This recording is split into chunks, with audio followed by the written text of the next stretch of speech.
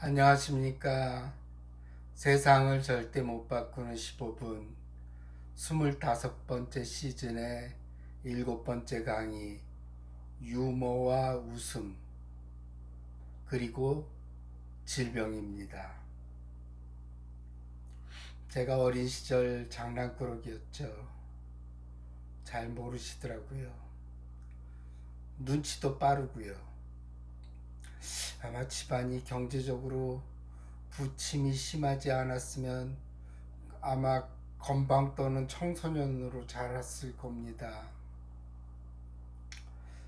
그런데 집안의 부침에 따라서 집안이 경제적으로 여유가 생기면 눈치가 빨라서 많이 밝아지고, 여유가 없어지면 그 장난기가 많이 없어지기도 했습니다.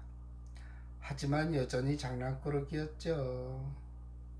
그래서 그 당시 초등학교 다닐 때는 합반을 안 했죠. 여자애들이랑 남자애들이랑 여자반 남자반으로 나눠서 수업을 받았잖아요. 그런데 그 옆반 수업 시간에 불려갔어요. 여학생들이 다 쳐다보고 있는 가운데 그 선생님한테 야단을 맞았던 기억이 납니다. 야단을 맞은 이유는 어떤 여학생을 제가 괴롭힌다는 거였어요. 그래서 그런 짓 하지 말라고 그렇게 야단을 맞았었습니다. 정말 창피했죠. 지금은 그 학생을 좋아해서 놀렸던 건지 아니면 장난으로 그랬는지 기억이 나지 않는데 아마도 좋아해서 그랬던 것 같아요. 카사노바잖아, 나는. 어린 시절 얘기를 하다 보니까 갑자기 생각나는 게 있네요. 당신은 장학사가 학교에 오면 학교에 비상이 걸렸습니다.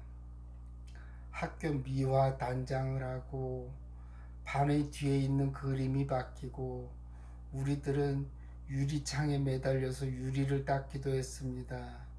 그리고 제일 지겨웠던 것은 집에서 양초를 가져오라는 겁니다. 당시 복도가 다 나무로 돼 있잖아요. 그래서 양초로 복도에 칠을 하고 윤을 내는 작업을 애들이 모여서 했던 기억이 납니다.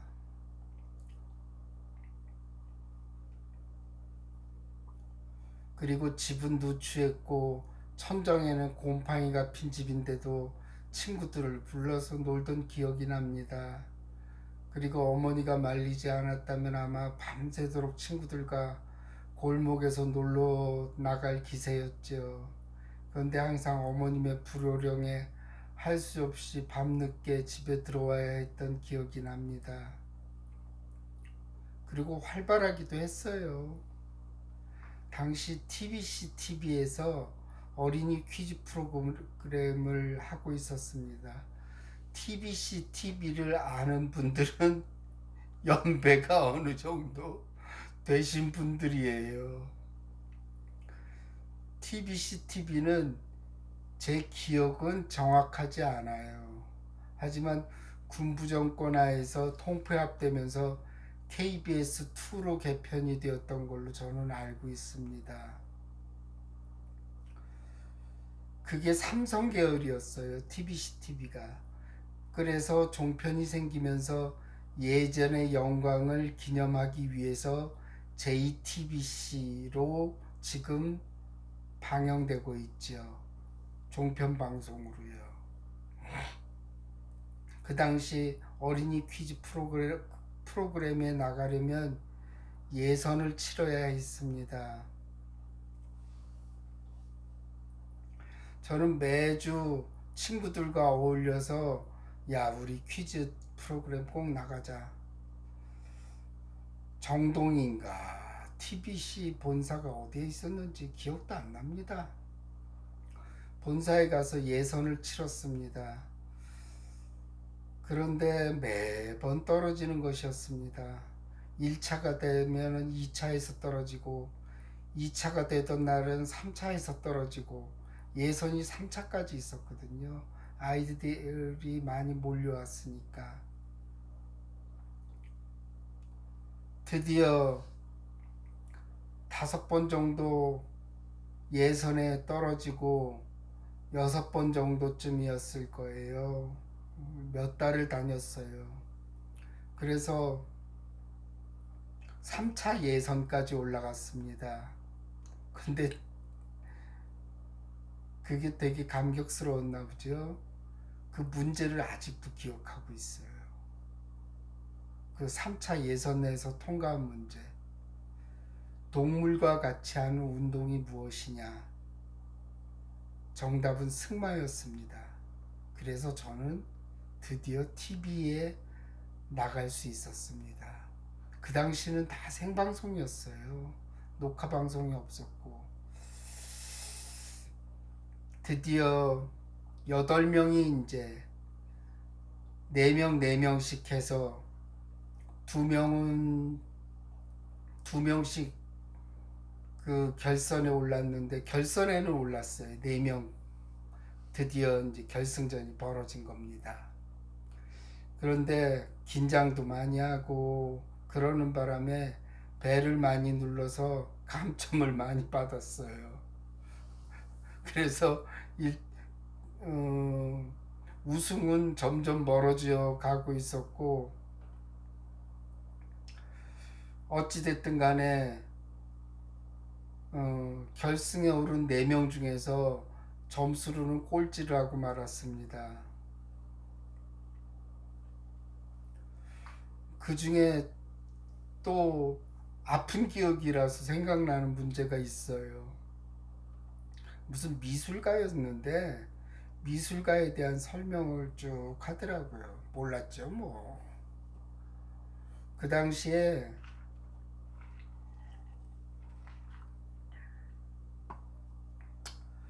애들이 전부 못 맞추고 있었어요. 4명 다. 리을로 시작하는, 하도 애들이 못 맞추니까 사회자가 리을로 시작한다 그랬어요. 그 미술가가. 그래서 제가 배를 누르고 라파엘로라고 했습니다. 정답은 렘브란트였어요. 그래서 떨어졌죠. 그래서 어찌됐든 꼴찌를 했습니다. 결승에서.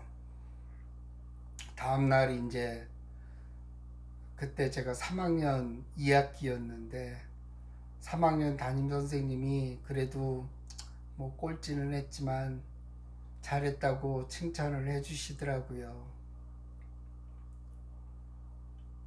그렇게 퀴즈 예선에도 돌아다니고 그 다음에 하여튼 활발했어요. 예.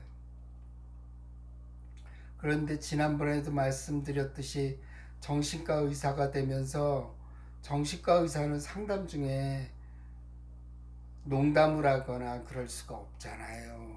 제가 아마 소아과나 피부과, 성형외과 그쪽을 했으면 유머 감각이 계속 살아 있었을 것 같아요. 그런데 정신과는 너무 심각해.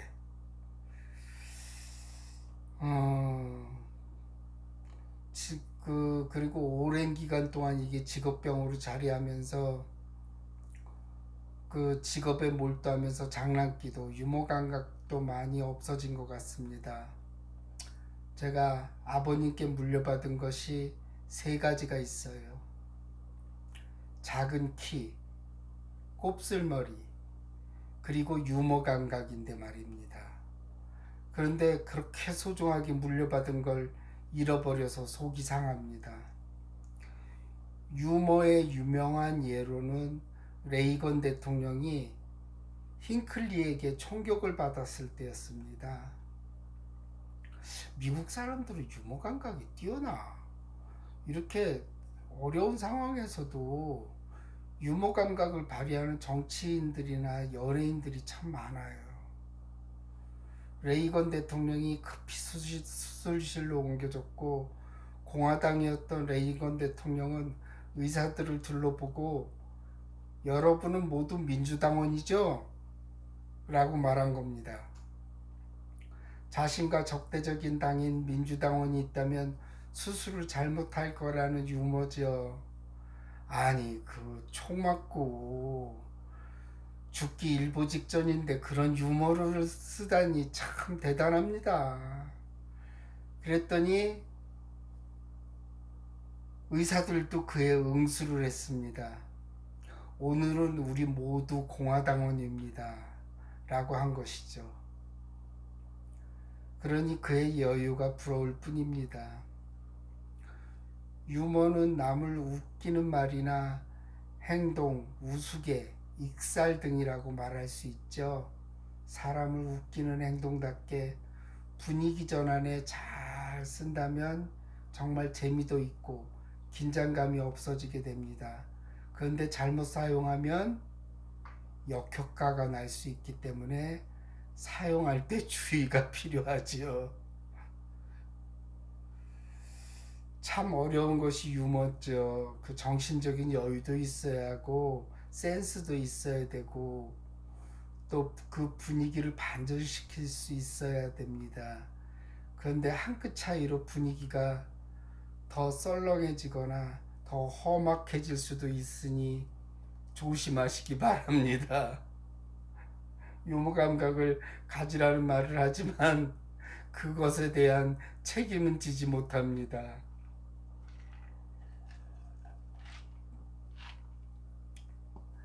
제가 찾아보니까 말이에요. 많은 사람들이 유머의 정의에 대해 얘기를 했더라고요.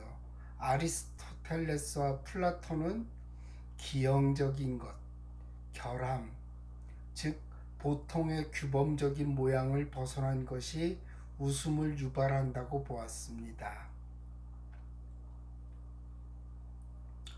홉스라는 철학자는 웃음의 우월 이론을 이야기한 바 있습니다. 이것은 다른 사람에게 있는 기형적인 형태 또는 다른 사람의 불완전함을 자신과 비교함으로써 한마디로 자기가 잘났다고 보는 시각이라는 거죠. 저는 칸트의 유머 이론이 참 마음에 듭니다. 칸트는 긴장된 기대를 하다가 갑자기 아무것도 아닌 것으로 변해버릴 때 일어나는 감정이 웃음을 유발한다고 보았습니다. 문제가 있어 보이던 것이 사소한 것으로 판명될 때 웃음을 기대하게 된다는 것이죠. 독일의 철학자 쇼펜하우어는 개념과 지각 간의 불일치가 웃음을 유발한다고 주장하기도 했습니다. 이거는 뭔 소리야? 나도 모르겠어. 하여튼 이렇게 자료를 찾아보니까 써져 있더라고요. 너무 어려워. 유머가 너무 어려워. 개념이. 찰리 채플린의 영화는 지금 봐도 너무 재미있죠. 그의 무성 영화 전성기를 보면 웃음이 빙그레지어집니다. 블랙 코미디도 있었고 또 그의 우스꽝스러운 슬랩스틱 코미디도 재미있었고 또 칸트의 말대로 이것을 심각한 것을 예상했는데 아무것도 아닌 것으로 나타나기도 했고 우리 아버님이 채플린 영화를 좋아하셨어요. 그 당시에 비디오가 보급될 때였는데 제가 아버님이 이제 그런데 그 잘 못 가시니까 채플린 영화를 빌려다가 보시라고 했던 기억이 아직도 납니다. 유머가 성공하면 웃음을 유발하죠. 그러면 얼굴에 있는 15개의 안면 근육이 수축하면서 미소를 띠게 되거나 웃음을 짓게 됩니다. 참 웃음이란 대단히 기이한 감정이죠. 인간만이 가지고 있잖아요. 그 웃음이 발생하려면은 한 감정에서부터 생겨나는 것이 아니라 여러 복합적인 감정으로부터 생기죠. 예를 들면 인간은 앞에 길을 가던 다른 사람이 갑자기 넘어지는 것을 보고 웃을 수도 있고요.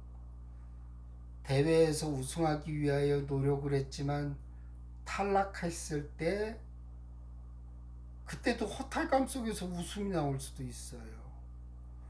또 큰 대회에서 실수를 할 때도 그냥 무한한 웃음을 짓잖아요.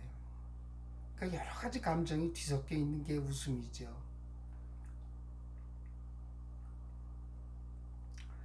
이것은 칸트의 긴장스러운 예상이 갑작스레 아무것도 아닌 걸로 돌아갈 때 웃음은 터진다라는 말일 것입니다. 뭐 우리가 또 좋은 일 있을 때 웃음이 당연히 나오지요. 커다란 대회에서 우승을 하거나 자신이 원하던 것이 이루어졌을 때도 웃음이 나옵니다. 즐거움의 웃음이죠. 그런데 너무너무 고생해서 올림픽에 금메달을 딴 선수들 보면 웃지를 않고 울어요. 근데 외국 선수들은 웃어요. 울지 않아요. 우리나라 선수들을 너무 가혹하게 훈련시켜서 그러나 아니면 고생을 너무 많이 해서 그러나 어찌됐든 간에 지나치게 좋으면 웃음이 아니라 울음이 나온다는 것은 참 역설적인 겁니다. 저는 유머 감각이 없는 사람이 억지로 유머를 할 필요는 없다고 생각해요. 왜냐하면은 분위기를 썰렁하게 만드니까요. 그러면 아재 개그가 되기 쉽죠. 또한 웃을 일이 없는데 억지로 웃는 것은 우리가 이상하다고 생각하지 그가 기분이 좋아서 웃는다고 보지는 않습니다. 단지 제가 말씀드리고 싶은 것은 유머를 일부러 지어내서 할 필요도 없고 웃지 않을 일에 웃자는 것은 아니죠. 지나친 경쟁사회 속에 떨어진 우리는 웃음과 유머를 잃어버렸다는 것이 문제라는 생각이 듭니다. 다들 심각하잖아요. 우리나라 사람들은 특히.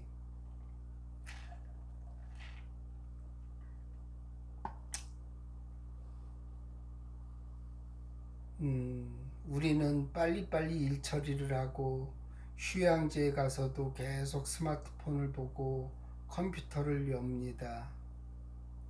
이렇게 빡빡하게 살다 보니 우리 몸이 망가지게 되죠. 타입 A 성격이라는 것이 있습니다.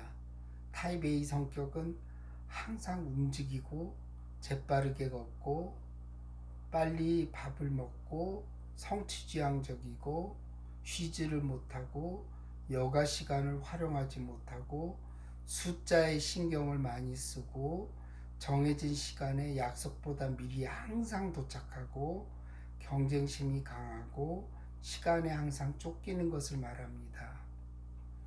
프리드만과 로즈만이라는 학자들은 심장병 환자의 공통적인 행동 특성으로 A타입 성격을 발표한 적이 있어요. 둘은 우연히 병원 의자들이 앞 모서리만 닳는 것을 발견했어요. 그거는 환자들이 의자 깊숙이 편안하게 못 앉고 엉덩이만 걸치고 있기 때문에 생긴 현상입니다. 그리고 대화가 항상 일과 시간에 집중된 것을 알았습니다. A타입 성격의 특징은 분노, 조급증, 경쟁심으로 요약됩니다. 쉽게 화를 내고 시간에 쫓기고 지는 것을 싫어하죠. B타입 성격은 정반대입니다. 화를 잘 안 내고 시간에 느긋하고 흘러가는 대로 살아갑니다. 그리고 참을성이 있고 허풍을 떨지 않고 절대로 서두르지 않죠. 어떤 50대 초반의 남성이 있었습니다. A타입 성격의 소유자입니다. 경쟁적이고 목표지향적인 A타입 성격대로 평생을 열심히 일한 그는 승진을 거듭했죠. 원하는 만큼 성과를 내지 못하는 부하 직원들 때문에 화가 솟구칠 때가 많았고, 또한 차별화된 업적을 내기 위해 직원들을 독려하는데 말을 잘 듣지 않고 이해도 잘 못해서 마음이 까맣게 탈 때도 부지기수였지요. 그거를 몇십 년을 한 거예요. 그래서 그는 성공을 한 겁니다. 그런데 갑자기 심장이 아프고 심하게 눌리는 기분이 들더니 쓰러진 겁니다. 정밀검사를 통해서 관상동맥이 두 군데 막혀 있음을 확인한 후에 스텐트를 시술을 받게 되었죠.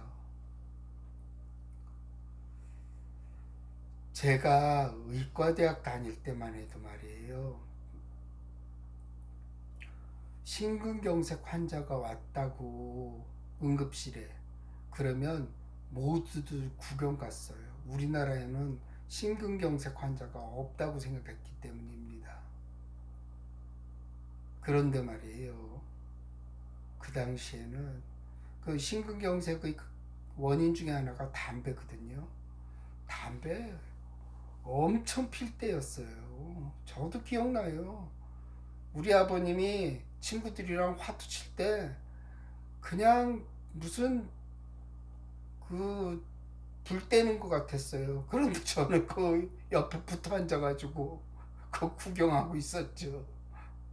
예. 그때는 흡연율이 한 8, 90%는 됐을 거예요, 남자들이. 그런데 심근경색이 없었어요.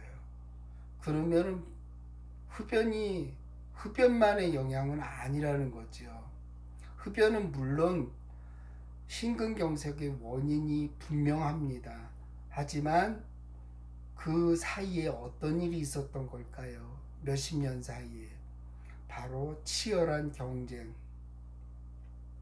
그리고 A타입 성격으로 사람들이 돌변하게 된 것들, 그리고 식생활, 이런 것들이 심근경색이 흔하게 되고 스텐트 하나 박은 사람들이 많아진 이유가 된 것입니다. A타입 성격은 자본주의 사회의 주역이죠. 경쟁을 선도하고 성공지상주의를 건설합니다. 엘리트, 일벌레, 전문가, 완벽주의자, 열정가 등으로 불립니다. A타입 성격은 성취지향적이고 높은 경쟁에서 강한 압박을 받으면서 살아갑니다.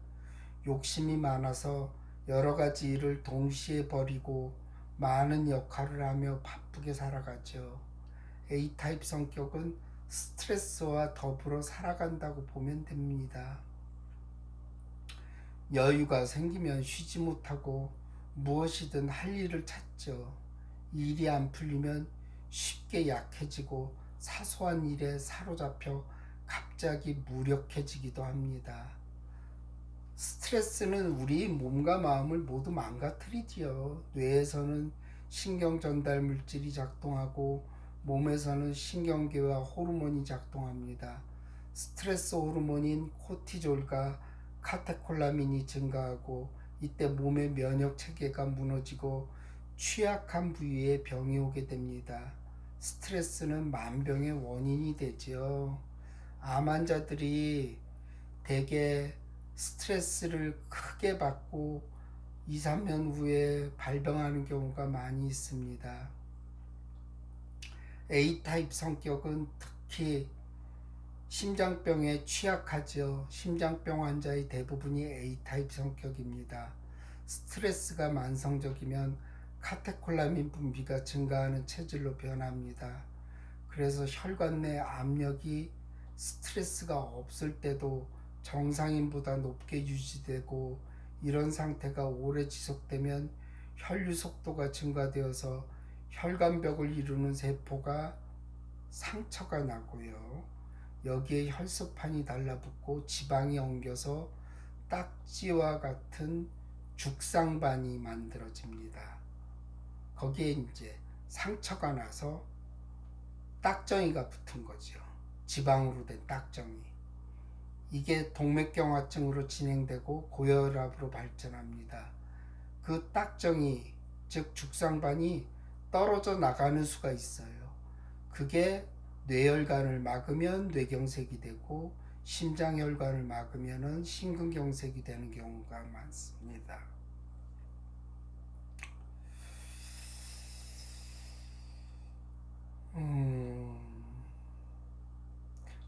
그래서 A타입 성격은 중풍에 걸릴 확률이 2배가 높아요. 이는 흡연으로 인한 발병률과 비슷한 수치입니다. 특히 A타입 성격이 충격적인 사건을 경험한 경우, 즉 큰 스트레스를 받았을 경우에는 4배까지도 올라갑니다.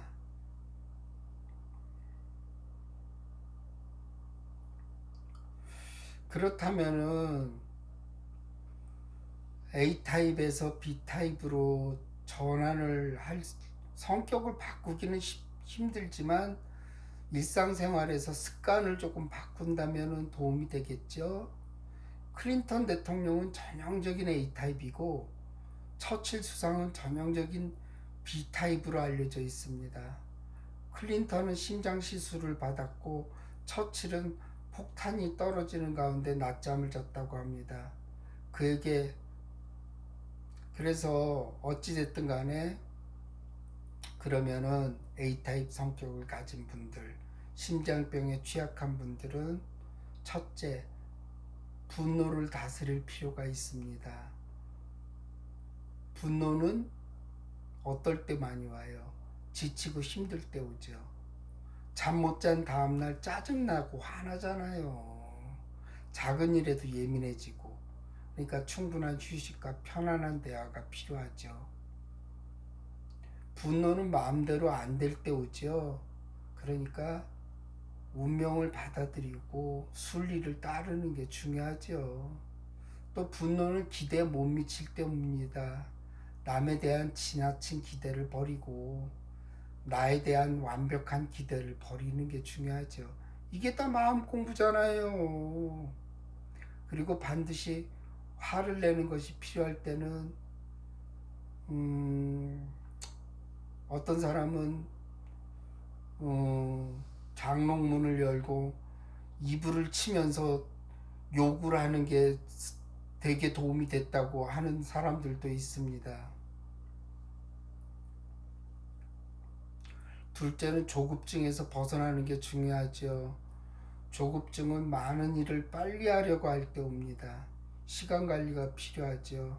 중요한 일에만 집중하고 그렇지 않은 일은 과감히 없애는 게 필요하고요. 남에게 맡길 수 있는 일은 최대한 맡기는 게 중요해요. 남을 못 믿지 마세요. 남도 나만큼 합니다.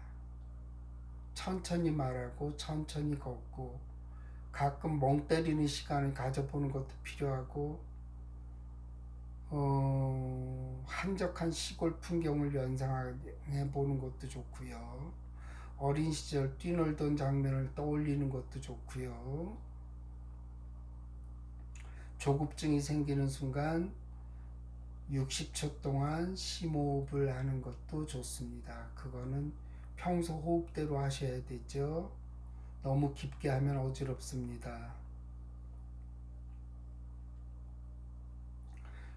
세 번째는 경쟁심에서 벗어나는 게 중요하죠. 도대체 누구랑 경쟁하고 싶은 거예요? 내 친구? 누구? 직장 상사? 직장 부하 직원? 그냥 다 남들이에요. 그냥 우리는 자꾸 남들보다 앞서려고 하다 보니까는 경쟁심이 튀어나오게 됩니다. 그냥 그들은 그들대로 삶을 살게 하고 나는 나대로 내 길 가는 거예요. 마이웨이죠. 그러면 경쟁심에서 좀 벗어날 수가 있게 됩니다.